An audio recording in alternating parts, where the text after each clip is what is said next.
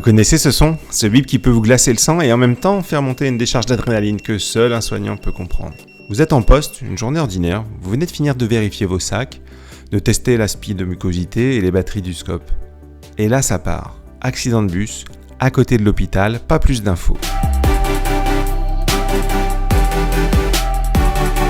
Bonjour à tous, je suis Laurent, enseignant au CESU 74 et en SSE.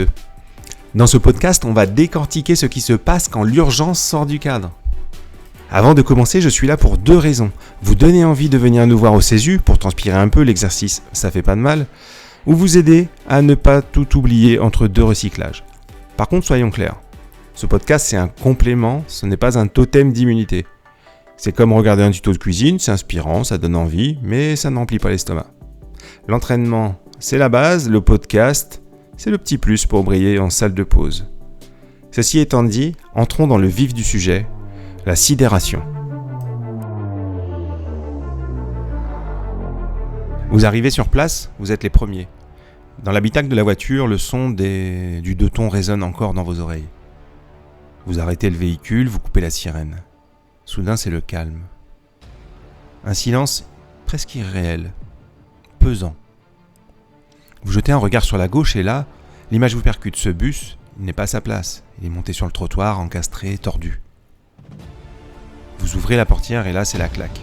Le calme qui régnait dans le véhicule est balayé par une vague de cris qui s'engouffre dans l'habitacle. C'est quoi ce bazar ? Des gens sont allongés au sol, partout. 20 mains se lèvent vers vous, 20 pères Dieu vous supplient de l'aide.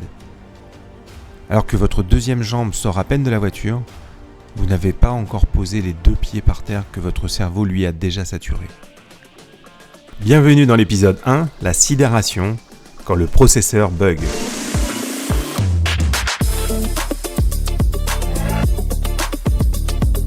Alors pourquoi notre processeur interne nous lâche au pire moment ? Pour comprendre, il faut imaginer que votre cerveau fonctionne avec 2 systèmes de navigation. D'un côté, il y a le système automatique, l'amygdale. C'est votre sentinelle, un genre de concierge paranoïaque qui ne réfléchit pas et qui voit des menaces partout. De l'autre, le système analytique, le cortex préfrontal. C'est le gars avec un nœud pape qui a stocké tout au protocole SSE et qui essaye de rester digne. En temps normal, il collabore. Mais face au bus encastré et aux 20 victimes, le concierge paranoïaque a viré le gars au nœud pape. Et il a pris les commandes. C'est là que surviennent ces 3 phénomènes. D'abord, il y a l'inondation cognitive. C'est le moment où ton système d'exploitation rend l'âme. T'as tellement de fenêtres ouvertes en même temps que ton curseur ne bouge plus. T'es là immobile, avec le ventilateur du cerveau qui fait un bruit d'avion de chasse, alors que t'es juste en train de regarder une flaque de gasoil. Il y a la cécité attentionnelle. C'est le bug le plus traître. Votre cerveau est tellement focalisé sur un détail, une chaussure au milieu de la route, une plaie impressionnante, qu'il devient littéralement aveugle au reste. Vous n'entendez plus la radio, vous ne voyez plus le danger immédiat, vous n'êtes pas ailleurs, vous êtes trop ici. Et il y a la rupture de schéma. Votre cerveau fonctionne par reconnaissance de forme. Une voiture dans un fossé, il connaît. Un bus de ville pulvérisé, le logiciel n'a pas le fichier correspondant. Il cherche, il mouline, et comme il ne trouve pas de copier-coller dans votre expérience, il affiche l'écran bleu. Et c'est normal. La sidération n'est pas un manque de compétences, c'est une réaction physiologique. La solution ? Hacker son propre cerveau. Si vous sentez que vous buguez, voici 3 lignes de commande à suivre. Le reset physiologique, la respiration tactique, en utilisant la méthode du carré, 4 secondes d'inspire, 4 secondes de blocage, 4 secondes d'expire.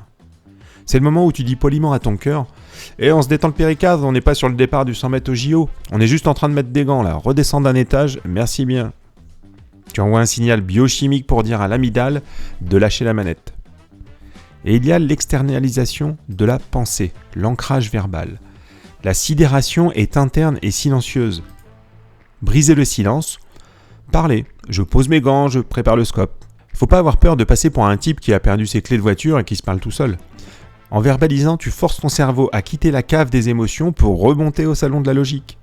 Tu réactives la zone du langage pour dire à ton amygdale de retourner s'asseoir. Réduisez votre monde à 30 cm. Faut arrêter de vouloir sauver l'humanité entière avec ton seul cerveau saturé. C'est ce que James Reason appelle la réduction de l'espace de problèmes. C'est transformer une apocalypse ingérable en une petite liste de courses très simple. La réduction de tâches, c'est aussi un outil pour sauver l'équipe. Si vous voyez un collègue sidéré, ne lui demandez pas « qu'est-ce que tu fais ?» Donnez-lui une micro-tâche. L'action simple est le meilleur antidote à la paralysie. En lui donnant un geste maîtrisé à faire, vous le ramenez parmi vous. Pour effectuer ces micro-tâches, il y a un outil qu'on affectionne particulièrement. L'aide cognitive. C'est le disque dur externe ou la disquette pour les plus vieux. Pourquoi ça marche pour briser la sidération ? Ça libère de la place dans le cerveau. Quand vous lisez une checklist, vous n'avez plus besoin de chercher l'info dans votre mémoire saturée. Vous n'avez qu'à exécuter. Au lieu d'essayer de te rappeler si tu dois courir vers les victimes ou rester scotché à ton médecin, alors que tes mains font du air batterie tellement tu trembles, tu lis, c'est écrit, c'est reposant. C'est le moment où tu délègues ton intelligence à un morceau de papier plastifié, un doudou. Et franchement, ça fait un bien fou.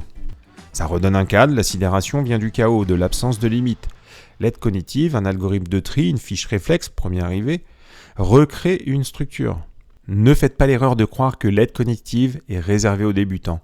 En SSE, plus vous êtes expert, plus vous savez que votre cerveau va vous trahir. L'expert, c'est celui qui sort sa fiche réflexe avant même de sentir le bug arriver. Les études de la neurobiologiste Amy Erstein montrent que sous stress, nos hormones débranchent physiquement les circuits de la logique. La sidération n'est pas un manque de courage, c'est une réaction physiologique. La connaître, c'est déjà commencer à la dominer.